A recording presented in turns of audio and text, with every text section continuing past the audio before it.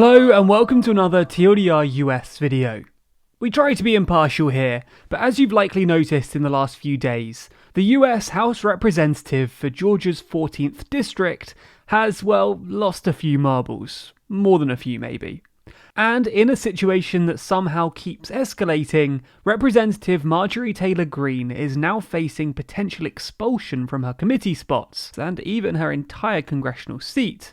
And frankly, the whole thing is a confusing mess. So today we're going to break it down for you. What Greene said, what the reaction's been in Congress, and what this means for the broader GOP identity crisis.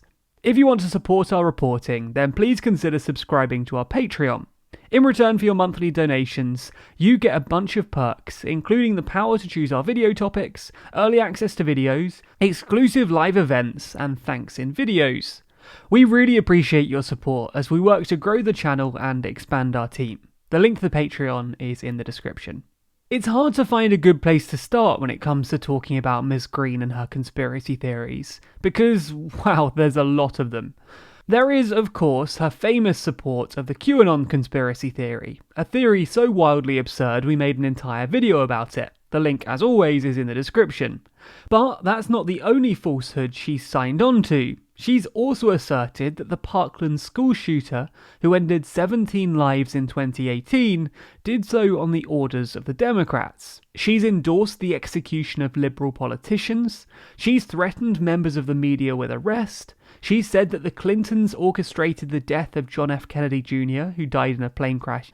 And most recently, it was revealed that after a deadly 2018 wildfire in California, she wrote a Facebook post in which she suggested that the Rothschild banking family, the subjects of literal centuries of anti-Semitism, started the fire with a large space laser. Now, the absurdity of this makes it easy to laugh at. I mean, a giant Jewish space laser? Really? But while it can make a funny tweet, it also has horrifying implications for the broader state of the world. A giant Jewish space laser is a hilarious idea until you realise that people actually believe in it, and a member of the US House of Representatives perpetuated the idea of its existence. And this isn't even to mention the implications for Jewish Americans, who are once again presented with the blunt evidence of anti-Semitism at the highest levels of government. The simple, unvarnished truth is that Marjorie Taylor Green has built her brand on peddling conspiracy theories that play on the worst instincts of modern society. And yes, you could ignore it while she's a minor-ish player on the national stage. The abundancy of conspiracy theories surrounding the election gave her a place at the very centre of what became a mainstream dispute. As one of the most vocal advocates for the conspiracy that Joe Biden stole the election, Marjorie Taylor Green became part of a broader discourse. She became not a radical outlier, but just another Republican calling for the overturning of the election. And as her first term in Congress has continued on, she has more and more continued to become one of the centres of attention in the House. This is, after all, why so many reporters have dedicated so much work to uncovering her support for the conspiracy theories we mentioned earlier. I mean, she's a national figure, she's a Congresswoman, and that gave and continues to give her a pulpit from which she can readily peddle nonsense. And less than a month into the 117th Congress, that nonsense is already becoming too much for some people to stand.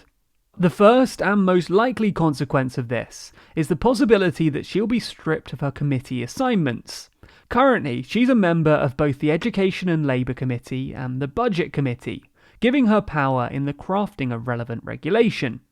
Removal from either or both of these committees could be done by either the Republican House leadership or by a vote of the whole House. The former option is both simpler and much less risky.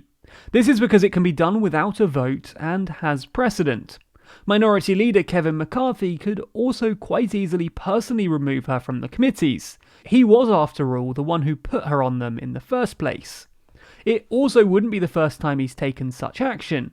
In 2019, Representative Steve King was removed from his committees by McCarthy after he questioned why being a white nationalist was considered offensive.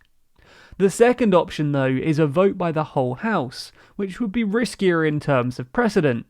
Democrats have said that if McCarthy doesn't remove Greene from her committees, then they'd move forward with a resolution to have the House do it for him. This, some fear, would put an option on the table that could later be abused as a political tool in order to remove committee members that one party didn't like. The second proposed action is even more drastic though, the removal from Congress itself, which yes, is something that can actually be done. For obvious reasons though, the threshold for such a move is quite high. A 2/3 vote of the House is needed to expel any member, which means that Democrats would need a few dozen Republicans to vote to remove her, a hurdle they're unlikely to clear. This, however, has not stopped some Democrats from moving forward with a resolution to do just that, with more than 60 co-sponsoring the resolution. This, it should be noted though, is not to say that all Republicans are jumping to her defence. Mitt Romney recently tweeted this quite blunt rebuke of Greene and her stance on the election. And more significantly, Senate Minority Leader Mitch McConnell on Monday released a statement that said in its entirety, "Loony lies and conspiracy theories are cancer for the Republican Party and our country."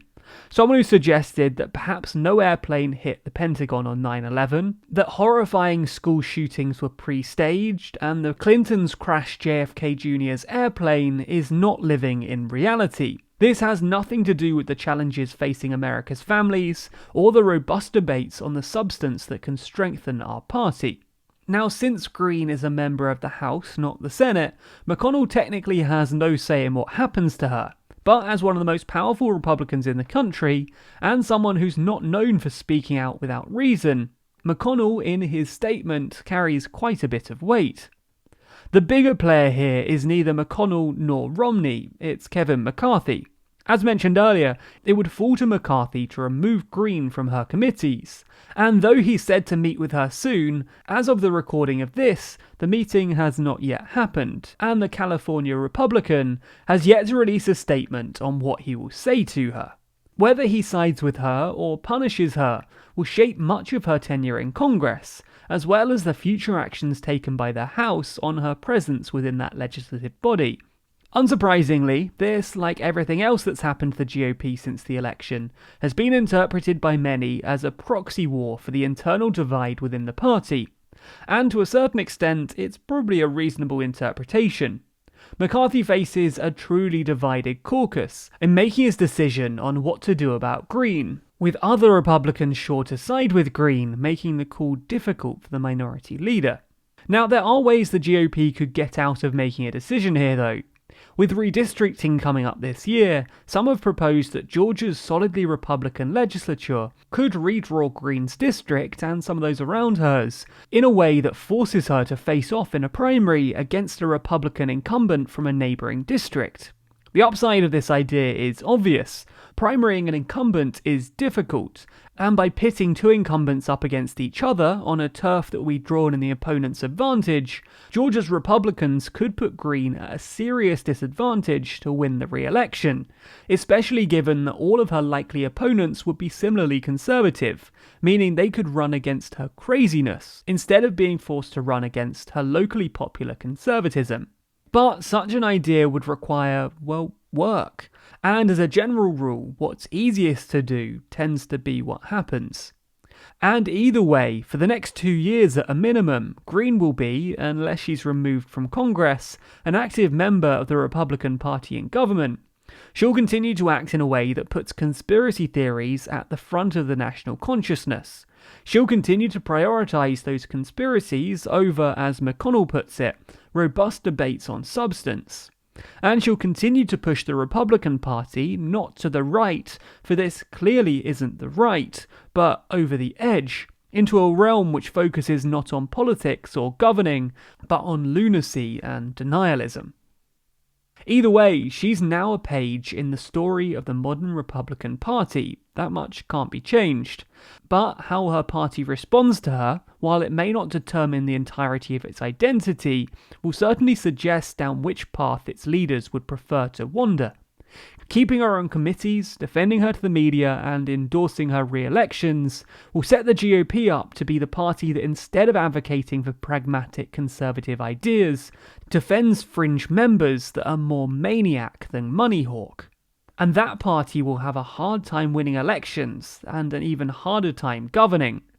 Whether Greene's tale remains a page of the story or becomes its own chapter is still up in the air. But sooner rather than later, it won't be. And Republicans, as the saying goes, lie in their bed the way they made it. And as is so often the case with beds, how comfortable they find it will likely be determined by who they decide to share it with. What do you think of Greene, though? Should her belief in wild conspiracy theories disqualify her from sitting in Congress? And is it okay for the opposition party to kick her out? Let us know your thoughts in the comments below.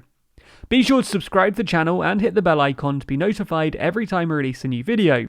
Special thanks to our Patreon backers who make videos like this one possible. And if you want to see your name at the end of videos, then you too can back us on Patreon. The link to that's in the description.